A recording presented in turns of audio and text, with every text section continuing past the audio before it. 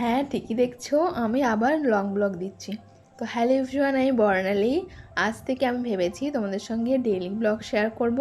জানি না কতটা পারবো, কিন্তু চেষ্টা করছি। চলো আজকের ব্লগটা শুরু করি। আর হ্যাঁ, আজকের ব্লগে তোমাদের এই কমেন্টের অ্যান্সার দেবো, তাই ব্লগটা শেষ পর্যন্ত দেখবে। তো হ্যাঁ, আজকে একটা ওয়ার্কিং ডে। ঘুম থেকে উঠে ভাত চাপিয়ে তারপরে তোমাদের সঙ্গে গল্প করতে চলে এসেছিলাম। এরপরে স্নান করতে গিয়েছিলাম। স্নান টান করে এসে প্রত্যেকদিন সকালে যেটা খাই আমি, একটা জুস, এটাই আজ একটু তৈরি করে নিচ্ছি, কারণ প্রায় 25 থেকে 30 দিন আমি এটা খাইনি বললে চলে। আজ আবার শুরু করলাম। চেষ্টা করবো প্রত্যেক দিন খাওয়ার। জানি না মাঝখানে আবার আমার কি হবে, আবার বন্ধ করে দেবো সব কিছু। এই দেখো আমি বানিয়ে নিয়ে চলে এসেছি। খেতে একদম ভালো না, আমার হাত হলুদ হয়ে গেছে। হ্যাঁ, ঠিকই বললাম, খেতে অতটাও ভালো না, কিন্তু এর উপকারিতা কিন্তু অনেক আছে। তাই কষ্ট করে হলেও একটুখানি খেতেই হয়, কারণ হেয়ার আর স্কিনের জন্য এটা ভীষণই ভালো, তোমরা প্রত্যেকেই জানো। তো চলো, এখন আমি আলু সেদ্ধ আর ডাল সেদ্ধ দিয়েছিলাম, সেটা হয়ে গেছে। সেটা মাখবো, মেখে খাবো, আর ডিউটি থেকে এসে আর যা রান্না করা করবো। তো চলো, এখন 8:30টাও বাজেনি, 8টা 28 বাজে। তো চলো খেয়ে নিয়ে রেডি হয়ে বেরিয়ে যাবো। হ্যাঁ, সকালবেলা ঘুম থেকে উঠে ভাত চাপিয়েছিলাম বললাম, ওটা হয়ে গেছে।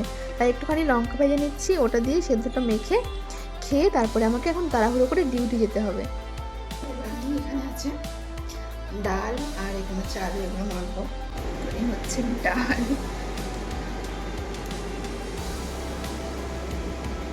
আমি খুলতে পারি না, ওই জন্য আমি সেদ্ধ দিই না। হাতে পড়ে হাতটা পড়বে আমার।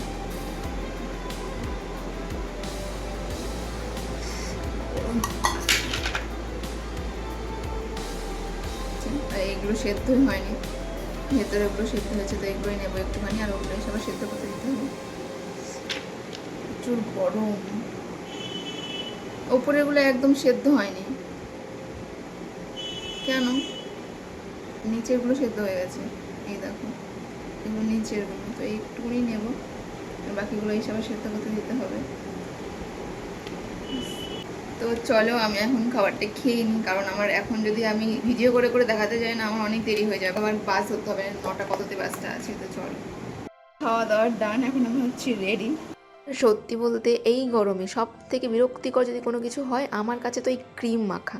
মানে এই ক্রিম মেখে যদি আমি ঘরেও বসে থাকি, তবুও আমি ঘেমে একাকার হয়ে যাব। তার মধ্যে তো আমাদেরকে বাইরে বেরোতে হয়, তো আমার এটা সব থেকে বিরক্তিকর লাগে। বাট তবুও মাখতে হবে, কিচ্ছু করার নেই। যাই হয়ে যাক, রোদ্রে উইদাউট ওড়না এভাবে বেরোনো যাবে না। হ্যাঁ, যেমনটা বললাম, ক্রিম মেখে বাইরে গেলে যেমনটা আমরা ঘামবো, তার থেকে এইভাবে যদি ওড়না বেঁধে আমরা যাই, দেখবে আমাদের রোদটাও কম লাগে, আর অমন ফিলও হয় না যে আমরা কিছু মেখে এসেছি বা প্রচুর ঘামছি। তো আমার তো এটা ভালোই লাগে।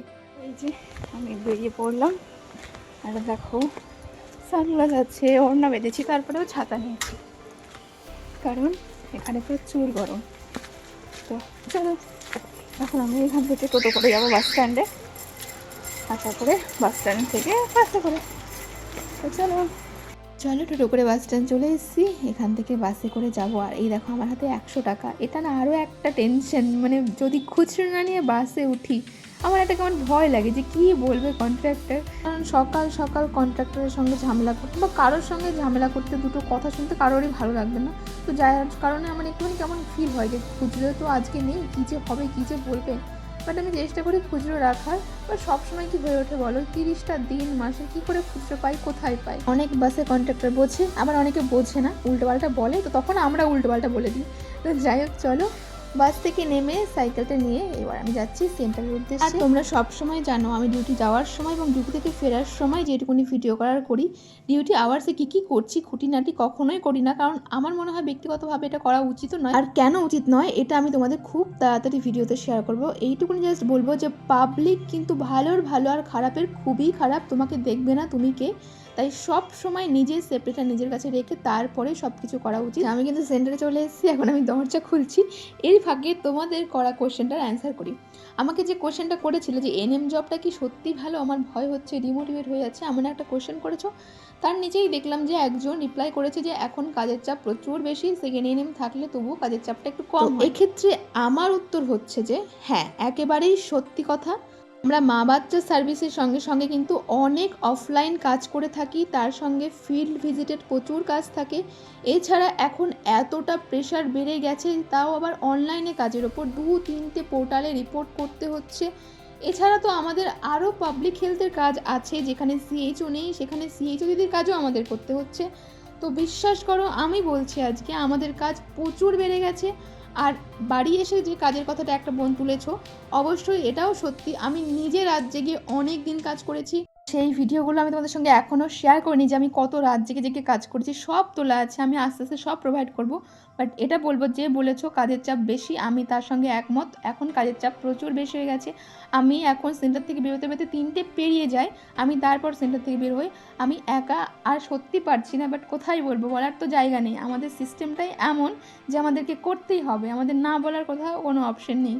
তো যাই হোক, অনেক কথা বলে ফেললাম। আমি কখনো এইভাবে কথা তোমাদেরকে বলি না, ডিমোটিভেট কখনোই করি না। আমি কিন্তু তোমাদের আগে থেকেই বলে আসি যে আমাদের কাজের চাপ বেশি বেশি বেশি, বাট এখন একটু বেশি বেশি হয়ে গেছে, তাই আমি এই কথাগুলো আজকে বললাম। তো চলো, যাই হোক, তোমাদের সঙ্গে কথা বলতে বলতে আমি ডিউটিতে এলাম, ডিউটি করলাম, আমি চলে যাচ্ছি। বা সাইকেল বের করে দেখতেই পাচ্ছ। আমি তোমাদেরকে আগে বললাম আমি কাজের ভিডিও শেয়ার করি না, তাই ওইগুলো নিলাম না, বেরিয়ে তোমাদের সঙ্গে শেয়ার করছি। আর একটা কথা তোমাদের সঙ্গে আজকে শেয়ার করি, আমার বা অন্য কোনো দিদির বা কারোরই সোশ্যাল মিডিয়ার ছোট ছোট হাসি মজা এগুলোর ক্লিপস দেখে ভেবে নিও না আমাদের জীবনটা পুরোটাই অমন নয়। আমরা কিছু কিছু জিনিস তোমাদের সঙ্গে শেয়ার করি, বাকি পুরোটাই স্কিপ করে যাই। তাই আজকে আমি আবার বলছি, কারোর জীবনকে তার ভিডিও বা ফটো দেখে সোশ্যাল মিডিয়ার কখনো জাজ করো না। বাস্তবটা সোশ্যাল মিডিয়ায় তুলে ধরা যায় না, বাস্তবটা অনেক কঠিন, অনেকটা কঠিন। তো চলো, ভিডিও শেষে তোমাদের কাছে আজকে আমি একটা কোশ্চেন রেখে যাব, তোমরা প্লিজ অ্যান্সার করবে কমেন্ট বক্সে। তো আমি ডিউটি থেকে চলে এলাম, মানে বাসে করে আবার জার্নি করে এলাম। আর এসে আমার ময়নার সঙ্গে দেখা হয়েছিল, আর ময়না আমাকে একটা লেবু দিল। ও ফিল্ড ভিজিটে গিয়েছিল, ওখান থেকে নিয়ে এসতে, তাই আমাকেও একটা দিল। চলো এবার রুমে যাওয়া যাক। এই জাস্ট এলাম, দেখতেই পাচ্ছ তোমরা, অতটা বেশি ঘামেনি কারণ এটা ছিল। তো যাই হোক, এখন এলাম, এখন ওই 3:30 পেরিয়ে গেছে, এখন তো 3:30 পেরিয়ে গেছে। তো আমি এখন যাব, ফ্রেশ হব, সকাল তো স্নান করেছি, এখন ফ্রেশ হব। এখন আমার রান্না করতে হবে। তোমরা সকালে দেখলে আমি সেদ্ধ ভাত রান্না করে খেয়ে গেছি। তো ডালটা ছিল সেদ্ধ করা, ওটাই এখন আমি ফোড়ন দেবো আর তরই ভাজবো, করে খাবো। খেয়ে দিয়ে আবার বিকেলে জিম আছে। তো চলো, এগুলো আমাকে করতে হবে 45 মিনিটের মধ্যে, কারণ 1 ঘন্টা খাওয়ার পর আমাকে রেস্ট নিতে হবে, নাহলে জিম করতে গিয়ে প্রচুর পেটে ব্যথা করবে। তো চলো, এখন আমি ফ্রেশ হই। আর আমি ওখানে ডাল সেদ্ধ বসালাম, মানে অর্ধেক সেদ্ধ হয়েছিল আপনার সকালে, আর এখন আমি সবজি কাটবো। তো এই হচ্ছে আমার লাইফ, কোনো রেস্ট নেই। কী করে কাটতে হয় আমি জানি না, আমি নর্মালি এমন করি। চলো পরে কথা বলছি, আগে রান্নাটা সেরে নিই। হ্যাঁ, সকালবেলা ডাল সেদ্ধ দেওয়া ছিল, সেটাই ফোড়ন দেবো আর একটুখানি তরই ভাজবো, তাহলেই হয়ে যাবে। আর বিশ্বাস করো, ডিউটি থেকে আসার পর রান্না করাটা জাস্ট আমার মুখের এক্সপ্রেশন দেখেই বুঝে যাবে যে কতটা খারাপ লাগে। চলো, আমার খাবার রেডি, এবার খেয়ে নিই। আর এরপরে আমি কোনো ক্লিপস নিইনি, জাস্ট ভালো লাগছে মানে শুয়ে পড়েছিলাম। পর উঠে রেডি হয়ে বেরিয়ে পড়লাম জিমের জন্য। এখন একটু ভালো লাগছে, কারণ জিম করলে একটা আলাদা এনার্জি পাওয়া যায়, সেটা ফিল করবে যারা করে তারা। তো দেখো, জিম টিম করাও কমপ্লিট। আর এই গরমে জিম, উফ, কী যে কষ্টকর ব্যাপার। কারণ আমার জন্য দরকার আছে, কারণ আমি জিম না করলে রুটিনে ফিরতে পারছি না, টাইমলি খাওয়া হচ্ছে না, টাইমলি ঘুম হচ্ছে না। তাই ভেবেছি যেহেতু অনেকটা গরম, সপ্তাহে 3 থেকে 4 দিন চেষ্টা করব জিমে যাওয়ার, বাদ বাকিগুলো স্কিপ করলেও চলবে, বাট পুরো সপ্তাহ স্কিপ করলে কিছুই হচ্ছে না। তোমরা দেখলে সকাল থেকে আমার দিনটা শুরু হয়েছে, এখনও চলে যাচ্ছে। ডিউটি থেকে আসার পর খাওয়ার পর এত ঘুম পাচ্ছিল, আমি সেটাকে কনভার্ট করেছি কাজ করে, মানে ঘরেরই কাজ করছিলাম যাতে ঘুমটা না আসে। কারণ ঘুম এলে রাত্রেবেলা আমি শেষ হয়ে যাই, 2-3টে বেজে যায়, আমার ঘুম আসে না। তো এটা শুধু আমার সঙ্গে হয় না, কারোর সঙ্গে হয়, আমাকে জানিয়েছো। তো চলো, আমাদের জিম কমপ্লিট, আমরা ড্রেস চেঞ্জ করে নিয়েছি, আমি শুধু জিন্সটা পরে নিয়েছি। একটা কোশ্চেন তোমাদেরকে করবো বললাম, এখন করছি। তোমরা যারা কমেন্ট করছো এনএম জবে প্রচুর প্রেশার, এবং আমিও উত্তর দিলাম যে হ্যাঁ অনেক প্রেশার, তাদের কাছে কোশ্চেন, আজকে আমার ব্লগটা দেখলে আমি সকাল থেকে কী কী করলাম তোমরা দেখলে। এইবার আমাকে বলো, যারা এনএম করতে চাও তারা আমি সকাল থেকে যা যা করলাম সেটা করতে কি তোমরা পারবে? জিমটাকে বাদ দাও, জিমটা তো আমার ইচ্ছে, এটা তোমরা নাও করতে পারো। উইদাউট ফ্যামিলি সাপোর্ট, নিজে সবটা সামলে তারপরে নিজের জন্য সময় বের করা, এটা কিন্তু সবার পক্ষে সম্ভব নয়। আমি জাস্ট এটাই বলতে চাই, তোমরা যারা জব করতে চাও, সেটা এনএমের জন্য না, বাদ বাকি যে কোনো জব করতে চাও, তোমরা আগে মেন্টালি প্রিপেয়ার হও যে আমাদের লাইফটা আর 5টা মেয়ের থেকে কিন্তু আলাদা হবে, কারণ আমরা একটা অন্যরকম জগৎ চিন্তা করে ফেলে। তোমাকে সবটা নিজেকে করতে হবে, নিজের মেন্টাল সাপোর্টটাও নিজেকেই হতে হবে। তো তোমরা আগে মেন্টালি প্রিপেয়ার হও, আমি এটা বলবো। তোমরা যদি পরীক্ষা দেওয়ার আগেই জব পেলে জবে কতটা প্রেশার, এগুলো নিয়ে এখনই মাথা ব্যথা করো, তাহলে কিন্তু রেজাল্ট খুব একটা ভালো হবে বলে আমার মনে হয় না। কারণ তোমরা তো সাময়িকভাবে মোটিভেট হচ্ছ, তোমরা তো পার্মানেন্টভাবে মোটিভেট হচ্ছই না এই জবটার জন্য, তাহলে তোমরা কি করে পারবে? তোমাদেরকে মোটিভেট হতে হবে পার্মানেন্ট, মানে যাই হয়ে যাক আমি এই জবটাই করবো, জবে আগে যাই, তারপরে কত প্রেশার আছে আমরা দেখিয়ে নেব। আরও তো সবাই করছে, তুমি তো একা করবে না, সবাই করবে। তো এই মোটিভেটটা কেন হতে পারছো না জানি না। আমি জাস্ট আবার শেষে একটা কথাই বলবো, একটা গভর্নমেন্ট এমপ্লয় কিন্তু অনেক রকম সুযোগ সুবিধা পায়। তোমরা জাস্ট চাপ আছে করে পিছিয়ে যেও না, চাপ সব কাজে থাকে। হ্যাঁ আমি মানছি এখন প্রচুর চাপ আমাদের কাজে, আমরা এবং আরও সিনিয়র দিদিরা তো করছি, বলো তোমরাও এসে আমাদের মতো করেই করবে, কাজে আসার পর বলবে প্রচুর চাপ, যাই বলো, তারপরে মাস শেষে তো স্যালারিটা পাবে বোন। তো আমার তো এটাই মনে হয়। তো যাই হোক, তোমাদের আর কিভাবে মোটিভেট করবো জানি না, আমি নিজে ডিমোটিভেট হয়ে যাই, আবার তোমাদেরকে মোটিভেট করি, আবার আমি মোটিভেট হই, আমি জানি না আমি কি করছি।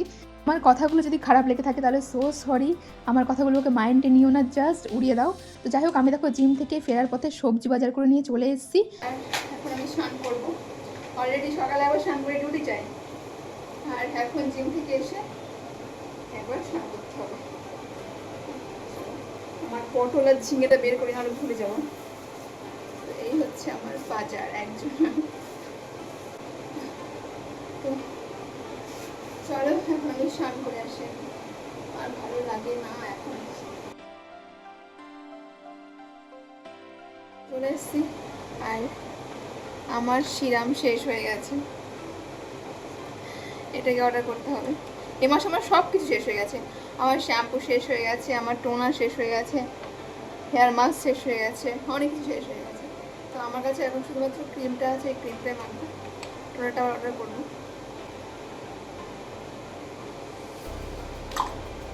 আর আমি একটা ফোন রাখার জন্য স্ট্যান্ড নেবো, কারণ আমার নেই, আমি এখানটায় রেখে করি জন্য আমার দেখো অর্ধেকটা আসে, এতটা আসে না।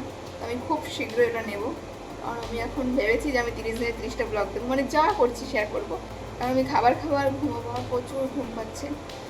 চলো, সেই দুপুর থেকে ঘুম আটকে রেখেছি আমি, এখন রাত্রে ঘুমাবোর জন্য। তো চলো, আর ভিডিওটা শেষ করতে করতে আরও একটা কথা বলে যাই, তোমাদের যদি মনে হয় মেয়েদের জন্য এনএম ট্রেনিং করার পর হেলথ অ্যাসিস্ট্যান্ট ফিমেল জবটা ছাড়াও অন্য কোনো জব ভালো, বেটার, যদি এমন মনে হয় তাহলে অবশ্যই সেই জবের জন্য প্রিপারেশন নাও। আর যদি মনে হয় যে এই কোয়ালিফিকেশনে এত তাড়াতাড়ি জব এনএম ছাড়া অন্য কোথাও পাওয়া যাবে না, তাহলে বাকিটা তোমরা জানোই। চলো, আজকের ব্লগটা এ পর্যন্তই ছিল, কেমন লাগলো জানিও, আর সাবস্ক্রাইব করতে একদম ভুলো না। দেখা হচ্ছে অন্য কোনো ভিডিও নিয়ে খুব তাড়াতাড়ি।